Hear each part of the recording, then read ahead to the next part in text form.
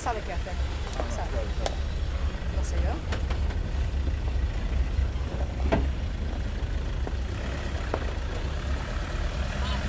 Da igual, da igual.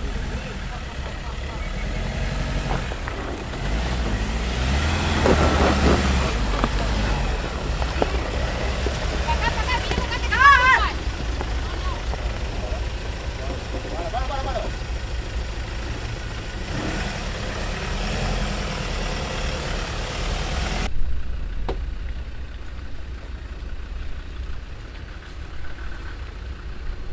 No te abras tanto, no hace falta. Ciérrate. Ahí. Tira. Sobrado ya.